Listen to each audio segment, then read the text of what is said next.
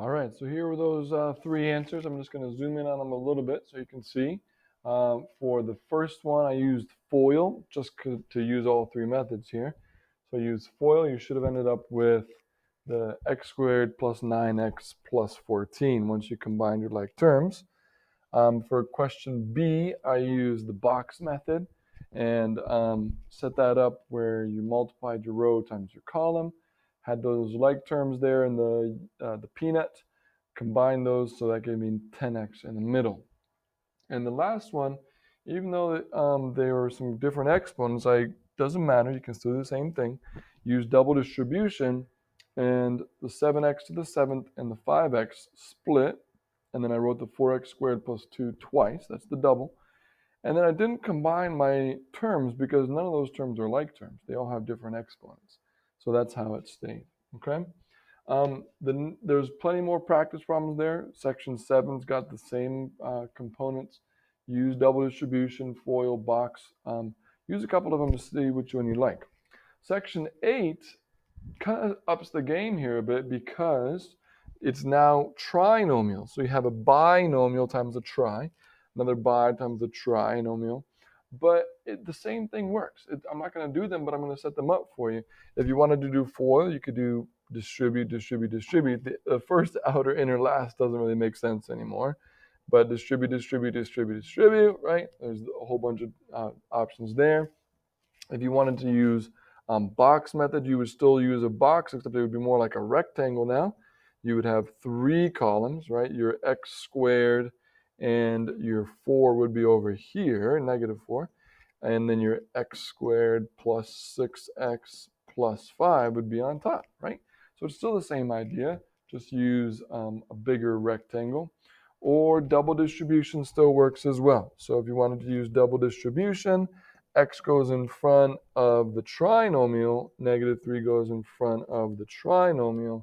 So you would just write x squared minus 5x minus 7 twice in the parentheses here. And still go ahead and distribute and combine like terms. The process is the same even when it's a trinomial and a binomial. What I want to get to here, you obviously don't have a partner at home. If you got a buddy you want to do this with on FaceTime or in some shape or form, you would create your own binomial. Okay, so let's say my binomial is 2x minus 3, and then your buddy creates a binomial, whatever their binomial is. You would partner up with them, and so your partner's binomial maybe is x minus or plus 7. So your work would essentially say 2x minus 3 times x plus 7, and you can then multiply those together and see if you get the same answer. Okay? Obviously, trying to make the best of what we got. All right, the next component, though, is important because we have these things called special cases. And it's important to understand what they really mean. So to do that, I want to do a quick little recap on what x squared actually means. What does x squared actually mean, right? Well, x squared actually means x times x, right? It's saying take that value and square it, meaning x squared means x times x. So when you square something, you're really just saying to multiply it by itself. Well, if that's the case, let's use that same logic. What does x plus 1 squared actually mean? Well, if this was x and we squared it, that means x times x. So if it's x plus 1 squared, that means x plus 1 times x plus 1. So you're essentially, it's the same thing. You're using the squared means x plus 1 times x plus 1. Biggest mistake people make, error. Okay, I'm going to warning here, warning, do not do this. As people go, oh, if it's x plus 1 squared, that just means it's x squared because x squared, and then plus 1 because 1 times 1 is still 1. No, no, no, no, right? You can't just square both of them. You've got to set up the binomial.